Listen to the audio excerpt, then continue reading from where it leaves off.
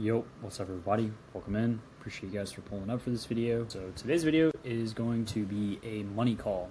And what I mean by that is we are not really talking about finding products or sourcing or running Keepa or anything like that tonight.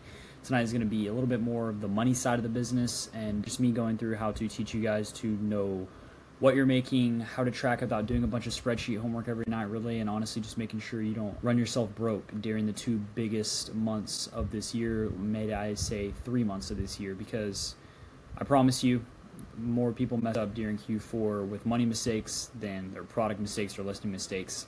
And yeah, I'll explain exactly what all this means in the video. I'm gonna have my camera turned off since my slideshow will pretty much take up a majority of the space, but I will have captions on and you guys can turn those on if you can't see them. But yeah, without further ado, let's get into the video. Guys, so before we get into it, everything you guys are going to see tonight is going to be my real account, and these will be real screenshots out of my real seller board, real numbers, this morning's sales, and my actual subscriptions, all of it. The only thing I really did was blur out my products because y'all are my students, y'all are my viewers, and I love you guys so much, but I can't just hand over my ASINs. Everything also is untouched, same format as always tonight though. Pretty much just going to walk through it, and you guys can go back whenever you want. If you want, DM me on Instagram or join the Discord and let me know if you have any other questions. I genuinely don't mind. So, first off, slide. Before I show you guys Sellerboard, I just want to spend a few minutes on why a tool like this even matters.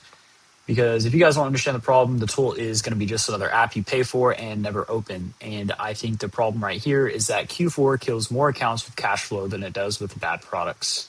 I think I do need to define that word real quick, just because it normally throws most people around, most people throw it around without explaining it.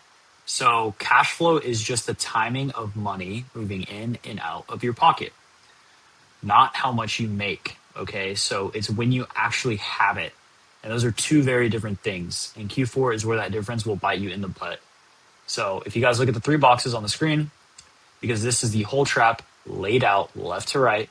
First box, October. That is when you guys are going to be spending your money. You're buying inventory. Your credit cards are working overtime. Money is flying out. And then the second box over here in November, everything starts selling. Like your phone's going off. You're posting your screenshots. It feels great. Whoa, crazy. And then what you see right here where it says in that middle box is it is not your money yet. And this is exactly where nobody tells beginners, because when something sells on Amazon, Amazon does not send you that money. That's it that same day. They pay out on a schedule roughly every 2 weeks, and they hold a chunk of that money as a buffer as well in case of return. So they're never going to pay you out in full the same day. And then when we go into the third box, January or December to January, sometimes even February, mainly those months, that is when the money from your October buying actually will land in your bank account. So it'll be weeks and weeks after you spent it. Obviously, it does vary. It does depend. If you're doing FBM and fulfilling products yourself and you're buying them and selling them same day, you will be churning money a lot quicker. But this is just a very rough and overall estimate. So let me paint the picture too of how people die in Q4. So you have a dude and he spends every dollar he has in October, which feels smart because everything's going to sell, right? Then November comes. He's doing numbers. He's never sold this much in his life. But his bank account is empty because Amazon has not paid him yet. And now he's watching deals fly by in November and December because the quote-unquote best buying weeks of the year, and he can't buy a single one because all his money is sitting in Amazon's pocket waiting on a payout date. So he was profitable the entire time, and he was also broke the entire time. So read the bottom bar on the slide right here. That is the sentence I want tattooed in your brain. You can be very profitable and completely out of cash at the same time. Okay? Being profitable is about math, and having cash is about timing. So Q4 will punish people who only understand the first part. And I mean, selling in part of Q4 is honestly the easy part. Me and Steve say every year, Steve's my business partner, you could sell a rock on Amazon in December. Everybody's in a buying mood. They're in that mindset. Everything moves. And that's exactly why the money side is what actually decides who wins.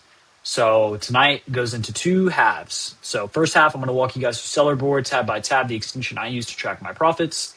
And you guys are going to be able to know your real numbers because most of you right now honestly don't. And then the second half, we'll do a little bit of bankroll math so your money is planned around when it actually lands and not around vibes, anything like that. So let's get into the tool now. All right, so Sellerboard. Let me tell you guys exactly what this thing is, why I personally love it, and why it is part of my everyday life. Because before I show you guys a screenshot of it, I'm just going to tell you what it is. So like I mentioned earlier, it is a profit tracking tool, and that is it. That is the category. It connects to your Amazon seller account totally safely, official Amazon partner app, and its whole job in life is to answer the main question that everybody wants to know: how much are you making? Not how much you sold, not your revenue, how much are you taking home? That's what everybody wants to know. And in my opinion, why it matters is because Amazon's own dashboard is honestly built to show you the sales, and it is always a pretty big number. It does not make it easy to see what happened to the number after the fees, after refunds, after ads, what you paid for the product, everything like that. So most people who are selling new, some people who even are not new, walk around thinking in sales numbers, excuse me, and say they sold $5,000 that month. They feel like they made $5,000 when in reality they did not even close to $5,000. And I'll show you guys the exact gap on the next slide with my real numbers. If I can direct y'all's guys' attention to the top of the slide, you can see it tracks everything. And when I say everything, I mean everything. It pulls in every single sale, every single Amazon fee, every refund, your shipping costs, your ad spend, your storage fees, all of it. Straight from your account every single day. You don't have to lift a finger or anything like that.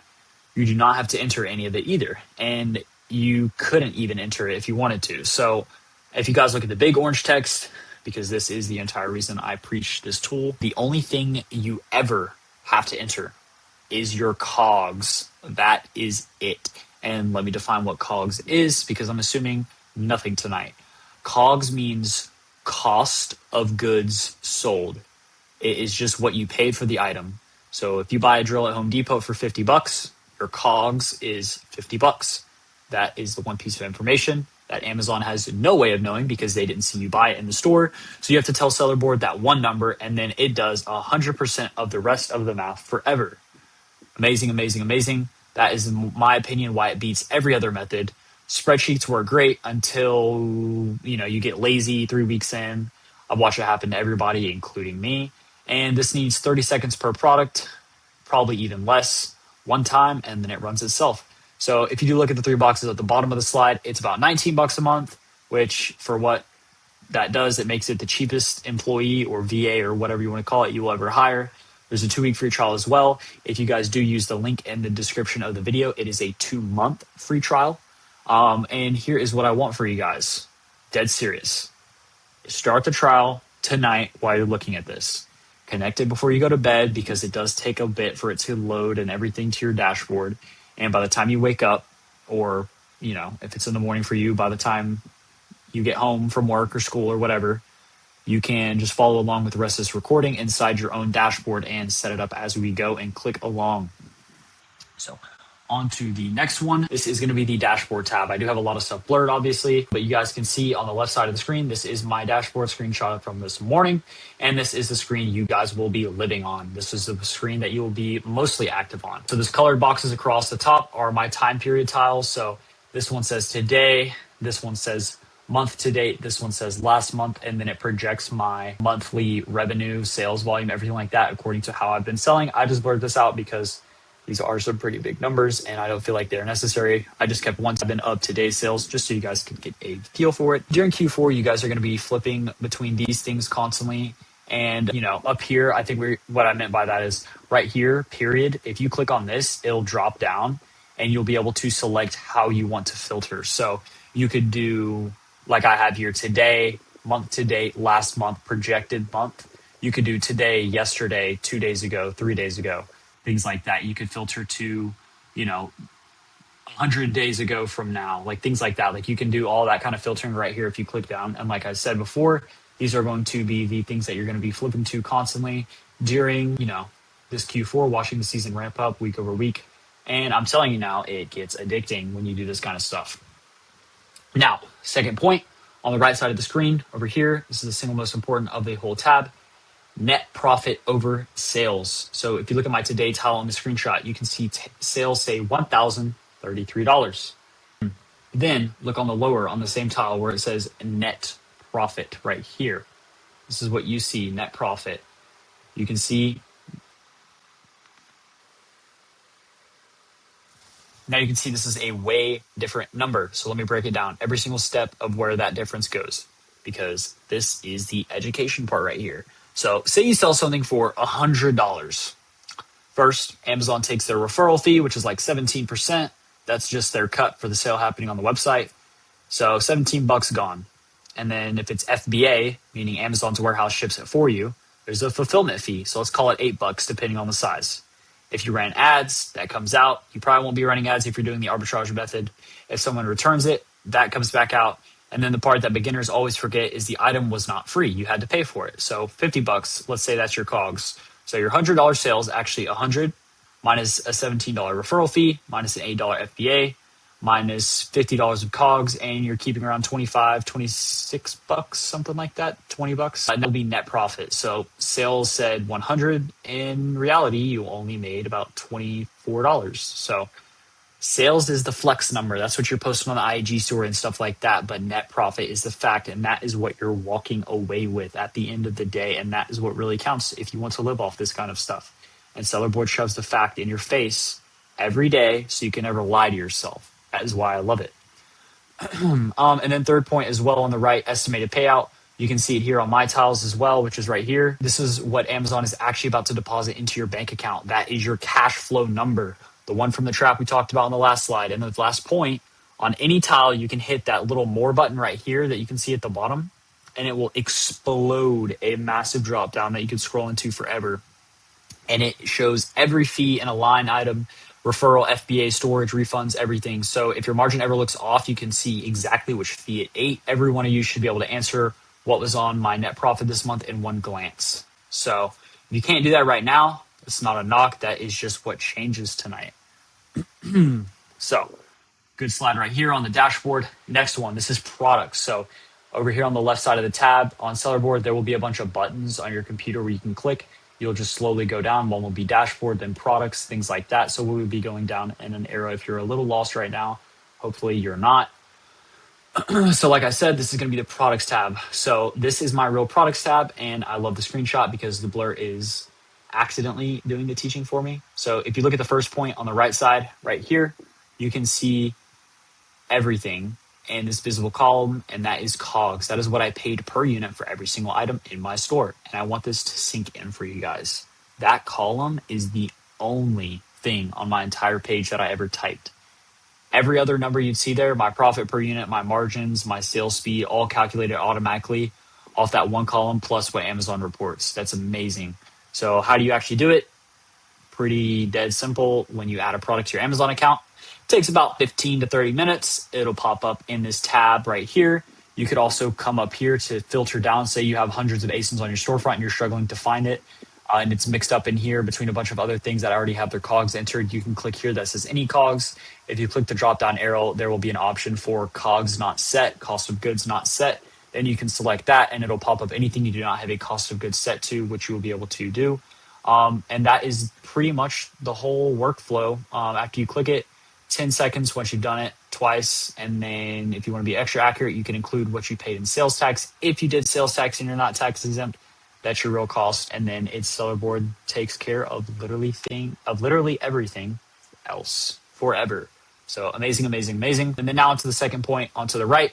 And this is a habit I am begging you guys to build, is enter it the same day you list the product. I know it takes a bit to upload, but the same day you list it, not this weekend or whatever, not when you get around to it, just same day, guys. While the receipt is still in your pocket, you remember exactly what you paid, because look at the third point, skip it, and then it snowballs. And then let me tell you what actually happens, because this is a real story for a lot of people, including me. You skip over one product, no big deal, then a week of products, and then it's November, you're doing Q4 volume, you're listing 10, 15 things a week.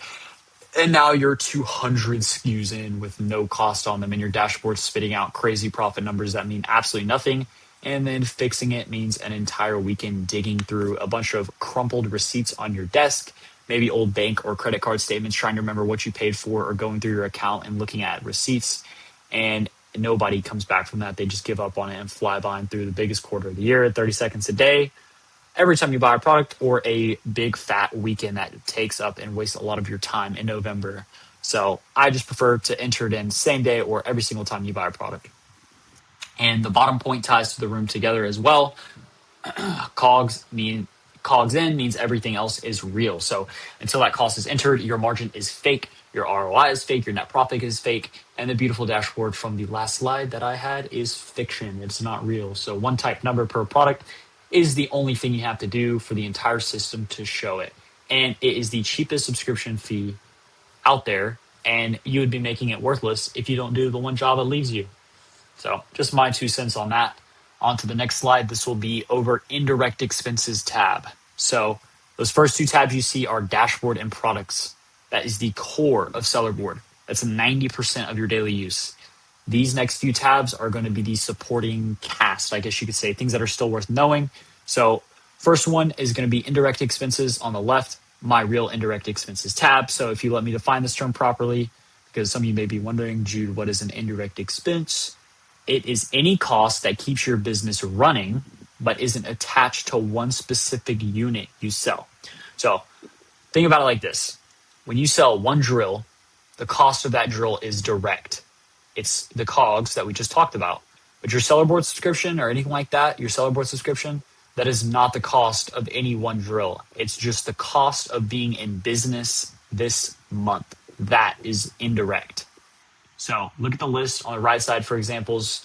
That could be your software subscription, so Sellerboard, Selleramp, your repricer if you run one, your prep supplies, tape, boxes, poly bags, labels, your label printer, your scale, anything like that. And if y'all notice the pattern and read the last bullet point, this stuff is roughly the same every month. It doesn't care if you sell 10 items or 1,000. The lights just cost what they cost. Just keep the lights on. It may vary a little bit every month, but they cost what they cost. And that is the identity of what an indirect expense is. And that is how you tell it apart from what the next slide is, which we'll be going into in a second. Now, if you guys look at my actual screenshot, you can see mine has exactly 2 things in it, which is Selleramp at $27.95 and Sellerboard at $19, about $47 a month in total. And Sellerboard automatically subtracts that from my profit every month. And why that matters is if you don't count this stuff, your dashboard is going to be lying to you again, just a little bit slower, not anything crazy. But say you're a new seller making $300 a month in product profit, but you're paying $150 in subscriptions and supplies. You may think you're up $300, but in reality, you're up half that. So this is the tab that keeps the dashboard honest about those kind of boring costs. And I would still recommend. And read the real talk box, honestly, bottom right, because I'm always shared up with y'all. I use this section heavily when I started out. And it genuinely taught me what business costs to exist every month, which is why most sellers literally never learn. But these days I track my own books outside the tools, so mine's a little bit slim in there. But when you are starting out, I suggest using Sellerboard to put every single recurring cost in here, because your future you will thank yourself.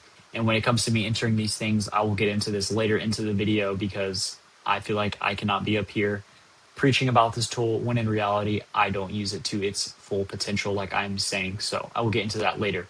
But on to the next slide right here, variable expenses. So as you can see on my screenshot, mine says in big letters, no data available. So I told you everything tonight is real. That includes the empty tabs. So I track this stuff in my own books, like I said, but the concept is important. So if you guys look at the right side of the screen with me over here, a variable expense is a cost that you will always have, but the amount changes month to month based on your usage, your activity, or how hard you are running. So if you compare that to the last slide, indirect stays flat every month no matter what, and variable will move with you. So if you look at the example in the bullets, that could be an AI tool that bills you by credits or usage, so you're always paying for it. But a heavy month where you're using it constantly will cost way more than a quiet month. Could be prep center fees that charge per order. So if you sell 300 units, you pay 300 units worth. If you sell 50, you pay 50 worth. It could also be gas and mileage for sourcing. So if you run to 5 stores a day, or a week, excuse me, your number is going to be huge. But if you run to 1 store a week, it's going to be a lot tinier. So always present, but never the same number. And that is what you call a variable. So the memory trick for both slides that I like to use is Indirect keeps the lights on and stays flat, and variable rises and falls with your hustle. And why may you care about this kind of stuff going into Q4? Because in Q4, you will be running harder than ever. Things will be moving more than ever. So your variable costs are going to spike at the exact same time that you're spending on big inventory. More gas because you're sourcing every day, more prep fees because your volume's up, more supplies. None of it's bad or anything like that. It's just the cost of a big season, and you want it to be visible and counted for. So December, those costs came out of the profit instead of being confused on why like the bank account doesn't really match the dashboard. You know what I mean? But yeah, this is pretty much it for this slide. This next slide is going to be the LTV tab. So LTV stands for lifetime value. And what that means essentially is over their whole lifetime as your customer, how much does the average buyer spend with you and spend on your storefront? And do they ever come back? And I'll be honest with y'all up front, because I'm really never in this tab. This is a once a quarter peak for me, not a daily thing at all. But it does teach you something real about the business model that you guys chose. So if y'all give me a few minutes on it, I'll just kind of scan over it pretty quickly. So if you guys get the 4 tiles under the screenshot right here, those are my real numbers pulled from this tab. First tile, the average customer spent about $171 with me over the last 3 months. Sounds great, right? Well, if you look at the 2 tiles on the right, because this is where it gets pretty interesting, I guess you could say, is units per buyer is basically 1. So like 1.05, that basically means almost every single customer bought exactly 1 item from me, not 2, not a cart full or anything like that. And orders per buyer, 1.01, meaning they ordered from me 1 time and never came back. So if you guys put that together, kind of pretty much what they're saying is 99% of my customers are a one and done. They bought one expensive thing 1 time and they're gone forever.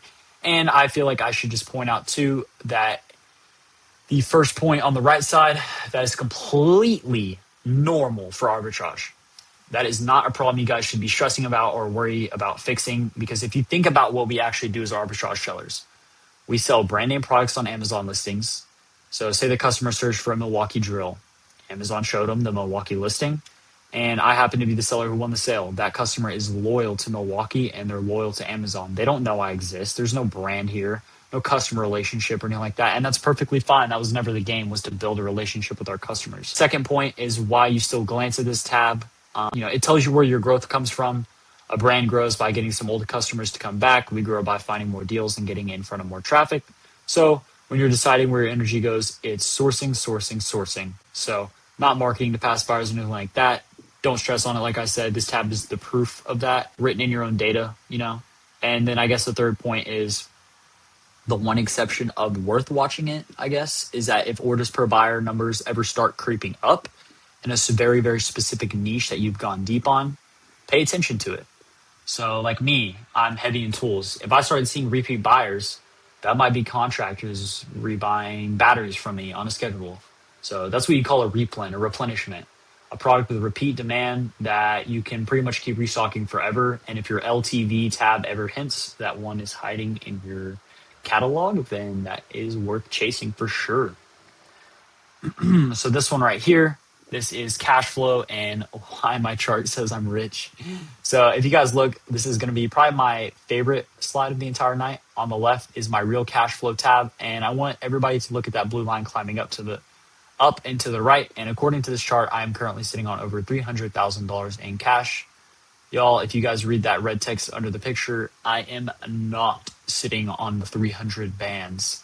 I wish that was real, but I'm not. So we're going to spend this slide figuring out why my own tool is lying to me, because the answer teaches you exactly how this tab works. So if you guys look to the right, first point of what this tab tracks automatically, or first point is what this tab tracks automatically is 2 things only. Amazon payouts coming in. So that's every single deposit that hits this chart automatically, and then platform costs going out. So your Amazon fees, your Sellerboard subscription. That is going to be the complete list. Excuse me. That is going to be the complete list of what it can see on its own. Second point of what it cannot see, and this is the important part. It cannot see my credit card payments. It cannot see me walking out of Ross with a cart full of items. It cannot see supplier invoices. It cannot see gas, prep supplies, nothing like that. All that happens off Amazon. And because if you guys think about it, how would they be able to see that? Obviously not. So Sellerboard is connected to my Amazon account, not my bank account, not my credit cards. They can't see my whole life. It only knows what Amazon is depositing into my bank account plus whatever I manually tell it. So this will be one of the things that I have to manually tell it. And moving on to the third point, it explains itself. The line climbs forever because the tool watches money arrive in my account every 2 weeks and then never sees the money leave and concludes that I must be stacking every single dollar. Meanwhile, in reality, the money comes in and then goes right back out the door into more inventory, credit card payoffs, and the actual life of an arbitrage business. So the chart is not broken. It is just doing exactly what it was told with exactly the information it was getting, which, by the way, is the lesson of the whole night in one sentence. Every tool is only as honest as the information you guys feed it.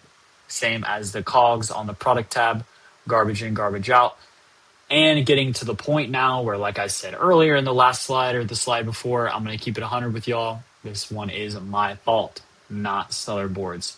There's no way to make this tab completely There's a way to make this tab completely accurate, and it's not even hard. I've just been lazy about it. And like I said, too, I track my money in my own books with the VA doing everything in a little bit different system just for accounting purposes. But going into Q4, I am going to fix mine and run it properly because I cannot stand up here every week preaching to you guys that Sellerboard is the best thing ever and then have my own cash flow tab looking like a freaking fairy tale. So on the next slide, I'm going to show you guys exactly how you make this thing tell the truth. Excuse me.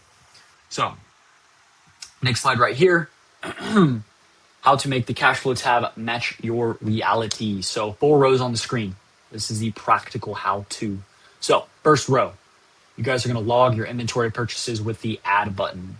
So on the cash flows, on the cash flow screen, there's going to be a blue add button at the bottom right, and you will see it in the screenshot on the last slide. I'm going to go to it. If you come down here, you will click this, and it will say add inventory or add, cost of goods, anything like that. So every time you guys buy inventory, just click it, make an entry, name it something you'll recognize, like inventory, Dick's Sporting Goods run, Ross run, and then just put the date you actually paid for the product. This is important. Put the date you paid for the product and that amount as a negative number because it is money left from your account, not entering. And then write this down as well because the reason it's the date you paid and not anything else. Cash flow tracks the literal day money leaves your possession, not when the item sells and not when you list it. So the day the money left. That is the entire philosophy of this tab. Now, credit cards, and I'll give you guys 2 options. Just pick your choice. Second row is going to be the easy way. So don't log any individual swipes at all. Just every time you pay your credit card off from your checking account, log that one lump payment as an expense.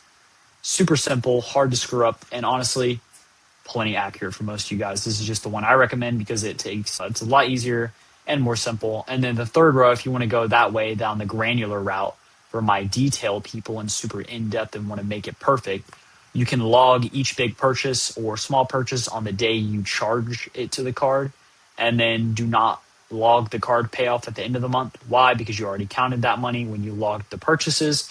And if you log the purchases and the payoff, you are basically counting the same dollars twice, which you do not want to do, and now your cash flow is wrong in the other direction. So one or the other, never pick both, just either one paying off the credit cards or one purchasing products. Pick one method tonight, decide it in your head, and never switch. And then the bottom row is going to be the exam question of the night. The difference between your P&L and your cash flow, because those are the 2 money reports. And most beginners and some even veteran sellers mix them up constantly.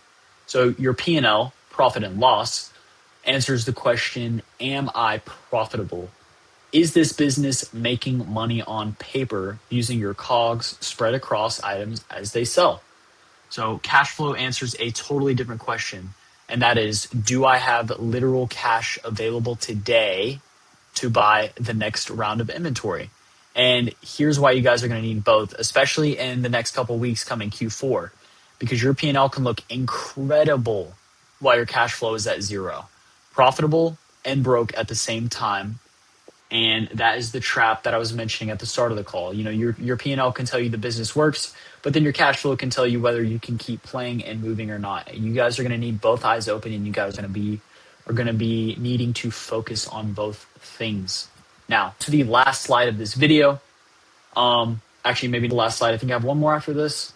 But this is going to be the last teaching slide, and it is the one that ties everything together tonight. And this is going to be about being smart with your money going into Q4, what I was focusing on. So this is going to be another 4 rows, and this is the plan I'm going to give you guys, all right? This is what you guys need to have set up today before you go on in your journey. So first row, set your bankroll. And let me define what that is. Your bankroll is going to be the total amount of cash that you're willing and you are able to cycle through inventory this Q4. And here's how I think about it. So that is going to be where your money comes from. If you've got cash sitting in a savings account or something like that, earning 4 or 5% a year, y'all just run the math with me, all right? So if you have 10 grand out of 5%, that's $500 for the entire year. In Q4, if you flip that same 10 grand through inventory, even once at a 20% margin, that beats the entire year of interest. And like we've just spent the whole night learning that if you do FBM, money can cycle more than once. And me and Josiah, who is also one of the mentors for Divine Amazon, literally do the same thing every year.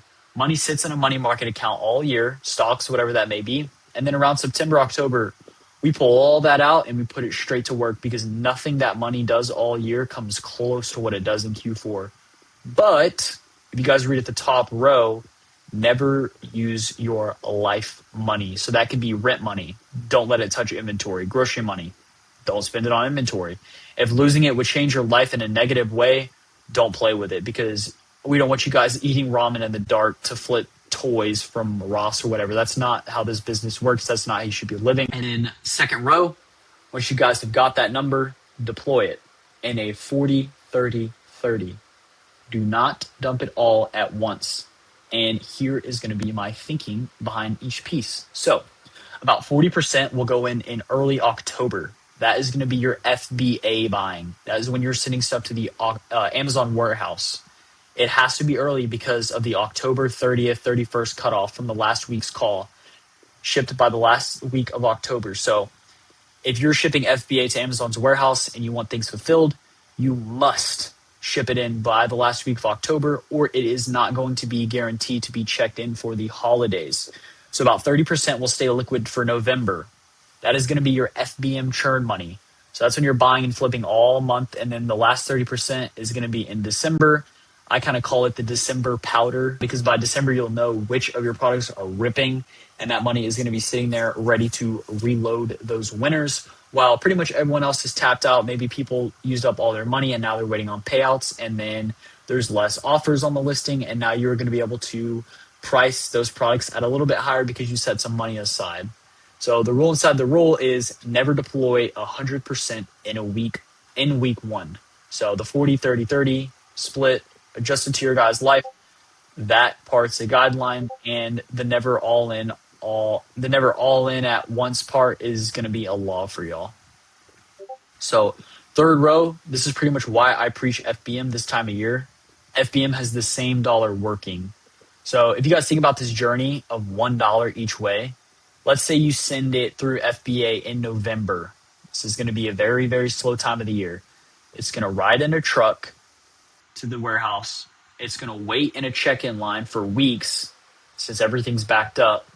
Then it sells, and then you got to wait on a payout, and then you see it again in a month or 2 months if you're, lucky. And that dollar worked once. If you put it through FBM, you may buy a product today, sell it today, and then ship it from your house potentially today, if not tomorrow. And then the payout hits once it's delivered to the customer. And then you're buying again with the same dollar, next week.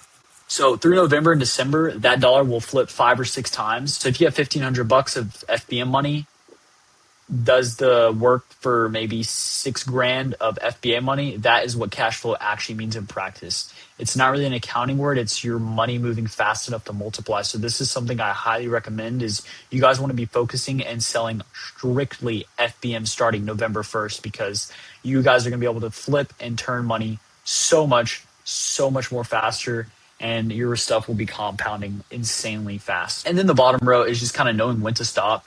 Around December 10th to the 15th, start tapering buying because anything arriving late by chance, December misses the season, and then you may have a product that was a Christmas gold mine on December 20th, and then now it's like a markdown for January on the 26th, the day after Christmas. You don't want to have that happen, and you don't want to run into that. So the discipline will just be kind of stop buying is going to be part of the plan too for you guys. Just keep that in mind. And then this will be the final slide. Q&A, I put that on here just so if you guys have any questions, you guys can comment. I'll try to get to them pretty quickly. If you guys go to my Instagram and comment on there, it should be in the description of the video and also my YouTube bio. I answer pretty much every time you watch the YouTube video, and I will reply to it. So homework, 4 things, and I want you guys to do them by tonight before you guys close your laptop, turn off your computer, before you turn off your phone, anything like that. Whole list may take about 30 minutes. So number 1, start the Sellerboard trial, sign up 2 weeks free, or if you use the link in my bio, 2 months free, and connect it tonight to your account. It will sync while you sleep. And then tomorrow morning, you'll open a dashboard that shows your real numbers for the first time. Yeah. And then step number 2, enter your cost of goods sold on everything that you're currently selling. So tonight, please, that is 20 minutes. It's super easy. In November with the Q4 volume, it's going to be a nightmare that you will never be able to dig yourself out of. So it's like a now or never mentality, like genuinely. So please just enter in your cost of goods as soon as everything's updated. Number 3, write your guys' Q4 bankroll number down. So the real number, however much you want to have after the, the never life money rule that I told you guys, physically write it down on a piece of paper, tape that paper to your window, tape it, to your laptop, a little sticky note, whatever you got to do, set it as your phone lock screen. And then number 4, split it 40, 30, 30, like I mentioned. So deploy it in October, November, churn the money, December, that December powder thing that I mentioned. So when Q4 starts, you guys have a plan, you're executing it instead of just vibing with your whole savings account or anything like that. Yeah, but I appreciate you guys. I want to see you guys win. If you guys have any questions about anything for tonight, whether it's about Sellerboard, cash flow, bankroll, if you want me to look at something on your own screen or anything like that, you guys can bring it. Always know the deal. When I'm here, I try to answer every question that I have, whether it's in the comments on YouTube, whether it's anything about Instagram or anything of that nature. I really appreciate you guys for this time. I hope you guys learned a lot. Going into Q4 is going to be one of the most important times of the year, time to be focused on